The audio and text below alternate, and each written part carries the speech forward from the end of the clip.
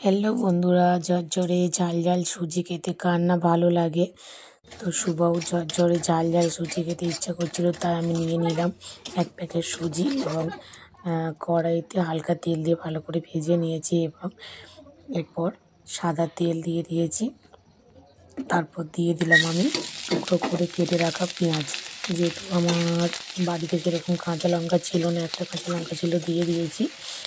তাই আমি এর মধ্যে দিয়ে দিলাম সামান্য পরিমাণ লবণ। তো লবণ দিয়ে আমি একটা ডিম ফাটিয়ে তার মধ্যে দিয়ে দিয়েছি।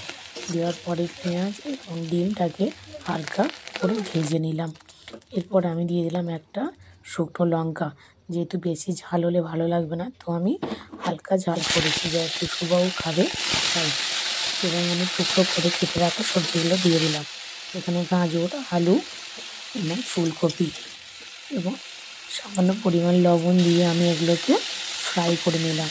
এবং একটু দেখতে সুন্দর হওয়ার জন্য আমি মিডিয়ামে একটু হলুদ গুঁড়ো দিলাম এবং ভাজা হয়ে গেছে। এরপর দিয়ে দিয়েছি আমি পেঁয়াজ এবং ডিম ভাজা একসাথে ভালো করে ভেজে নিয়ে এর মধ্যে আমি ভেজে রাখা সুজিগুলো দিয়ে দিলাম। সুজিগুলো দিয়ে ভালো করে নেড়ে চেড়ে এবার আমি এর মধ্যে জল দিয়ে দেব। যদিও সুজিটা খেতে দারুণ হয়েছে, তোমরাও যত বানিয়ে ফেলো এই সুজি হালুয়া। একটু লবণ কম হয়েছিল, তো আমি একটু লবণ দিয়ে দিই, তোমাদের পরিমাণ মতো লবণ দিয়ে দিও। তো বন্ধুরা, তার সাথে আমি একটা মিষ্টি নিয়েছি, যেহেতু এটা ঝাল ঝাল সুজি, একটু ড্রেসিং করার জন্য একটু কিশমিশ আর খেজুর দিয়ে দিয়েছি। তো বন্ধুরা, ভিডিওটা কেমন লাগলো প্লিজ কমেন্ট বক্সে কমেন্ট করে জানিও। আর নতুন নতুন ভিডিও পাওয়ার জন্য প্লিজ আমার চ্যানেলটিকে সাবস্ক্রাইব করো।